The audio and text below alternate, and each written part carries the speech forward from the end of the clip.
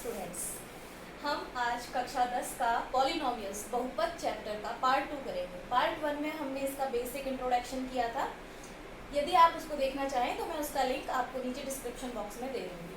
आज हम पढ़ेंगे value of polynomials. Value of polynomials यानी बहुपद का मान। तो हम कैसे याद करते हैं बहुपद का मान या उसकी वैल्यू को? जैसे कोई भी एक हमने लिया 2x + 3, ये कोई पॉलिनोमियल है, हमें इसकी वैल्यू फाइंड आउट करनी है एनी पॉइंट पे। जैसे कि माना x यहाँ पर हमारे पास 2 है, तो हमें x = 2 पर इस पॉलिनोमियल की वैल्यू फाइंड आउट करनी है। तो हम कैसे करेंगे? जहाँ पर भी x लिखा हुआ है वहाँ हम 2 पुट कर देंगे। p2 = 2, यहाँ x है, x की जगह हमने लिख दिया 2 + 3, 2 × 2 4 + 3, ये हो गए 7। यानी कि x = 2 पर हमारे पॉलिनोमियल की जो वैल्यू आएगी वो आएगी 7। एक बार फिर से देखते हैं पॉलिनोमियल की वैल्यू क्या होती है। किसी भी पॉइंट पर हम उस पूरे पॉलिनोमियल का एक वैल्यू फाइंड आउट कर सकते हैं। जैसे कि हमने x = 2 पर इस पॉलिनोमियल की वैल्यू फाइंड आउट करनी है, तो हम जहाँ जहाँ x लिखा हुआ है वहाँ पे x की जगह क्या लिख देंगे स्टूडेंट्स? 2। तो p2 = 2 × 2 + 3, यहाँ पे 2 × 2 क्या हो गया? 4 + 3, तो ये 7 हो गया। ऐसे ही हम जैसे हमने ये एक लीनियर इक्वेशन ली, हम कोई बायनोमियल भी ले सकते हैं। अब हमें इसका वैल्यू फाइंड आउट करना है। मान लीजिए x = 3 पर, तो हम जहाँ जहाँ पे भी x है वहाँ पुट कर देंगे 3। 2 × 3 का स्क्वायर + 3 × 3 + 5, तो ये आएगा 2 × 9 + 9 + 5, 9 2 = 18 + 9 + 5, ये आ गया 32। ये आपके समझ आया? यहाँ पर हमने x = 3 पुट किया पूरे पॉलिनोमियल में, जहाँ जहाँ पर भी x लिखा हुआ है वहाँ वहाँ हमने x की वैल्यू को 3 पुट कर दिया, और इस तरीके से हमने इसको सॉल्व किया।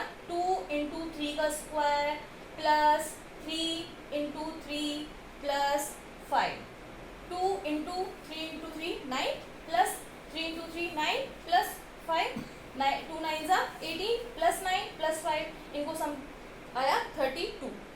तो आई होप आपको ये बात समझ आ गई कि हम किसी भी पॉलिनोमियल की एनी पॉइंट पर वैल्यू फाइंड आउट कर सकते हैं। अब हम बात करेंगे zeros of the polynomial. Zero क्या होते हैं पॉलिनोमियल के?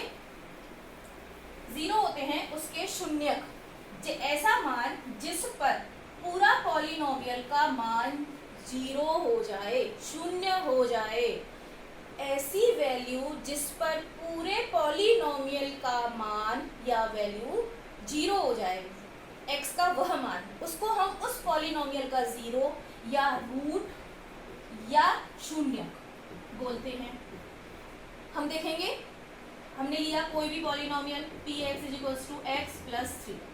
अब हमें ये ज्ञात करना है कि इसका 0 क्या है, इसका शून्यक क्या है, या इसका रूट ऑफ दिस पॉलिनोमियल क्या होगा। तो हम क्या करेंगे फ्रेंड्स? हम इस पूरे पॉलिनोमियल को इक्वल 0 रख देंगे।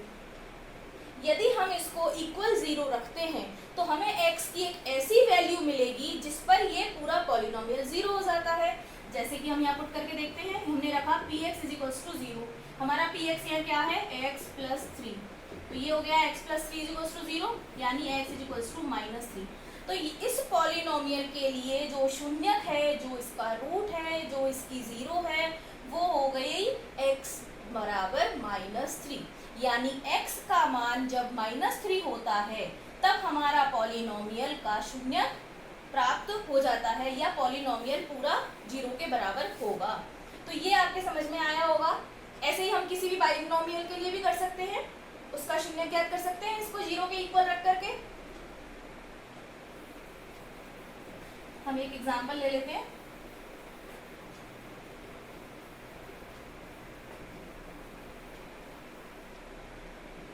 px = x² + 6x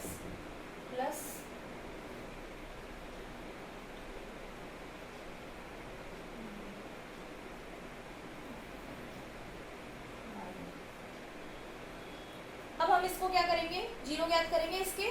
तो सबसे पहले हम इसके दो भाग करते हैं, दो टुकड़े करते हैं। हम जानते हैं 9 के ऐसे दो टुकड़े की गुणा करने पे 9 आ जाए और जोड़ने पे 6 आ जाए।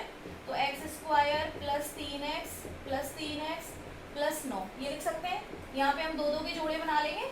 इसको हमने इक्वल टू 0 लिखना है क्योंकि हमको इसके शून्य ज्ञात करने हैं। तो हमने इक्वल 0 लेके चल रहे हैं। तो यहाँ पे देखिए x कॉमन आ गया, ये x प्लस 3 आ गया। यहाँ पे प्लस 3 कॉमन आ गया, ये x प्लस 3 हो गया। अब वापस से हमारे पास ये दो सेट तैयार है, इनमें से हम वापस कॉमन लेंगे। तो यहाँ पे हम देखेंगे यहाँ x प्लस 3 है, यहाँ पे भी x प्लस 3 है। तो x प्लस 3 कॉमन लिया, इधर x बच गया प्लस यहाँ पे 3 बच गया, ये इक्वल टू 0। अब फ्रेंड्स हम यहाँ देखते हैं कि ये दोनों मल्टीप्लिकेशन में है, प्रोडक्ट है एक दूसरे के, और वो है इक्वल टू 0। यानी कि या तो ये वाला x प्लस 3 बराबर 0 है या ये वाला x प्लस 3 बराबर 0 है, या दोनों 0 है, क्योंकि किसी भी संख्या को 0 से इंटू करने पर 0 हमको प्रोडक्ट के रूप में मिलता है। तो यहाँ से हमने देखा x = -3 आ गया, यहाँ पे भी x = -3 आ गया। तो इस तरह से हमको इस पॉलिनोमियल के 2 जीरोस मिल गए, दो शून्यक मिल गए, -3 और -3, जो कि एक ही वैल्यू है। अब यहाँ पर ये ध्यान रखने योग्य बात है कि किसी भी पॉलिनोमियल के जो शून्यक होते हैं वो उसकी अधिकतम घात से अधिक नहीं होते, कम हो सकते हैं। जैसे कि अगर हमारा लीनियर पॉलिनोमियल है तो लीनियर पॉलिनोमियल का एक ही शून्यक होगा। अगर बाइनोमियल है तो उसके मैक्सिमम 2 शून्यक हो सकते हैं, एक भी हो सकता है। फिर इसी तरह से हम आगे चलेंगे, ट्राइनोमियल है तो उसके 3 हो सकते हैं मैक्सिमम।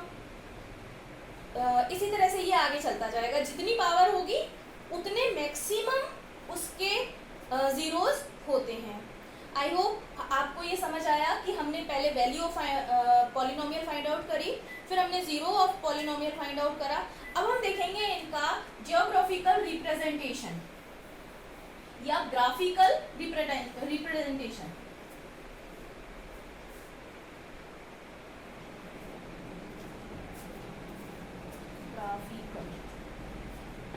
ऑफ पॉलिनोमियल, हम किसी भी बहुपद का ज्योमेट्रिक जो रिप्रेजेंटेशन होता है वो कैसे करेंगे।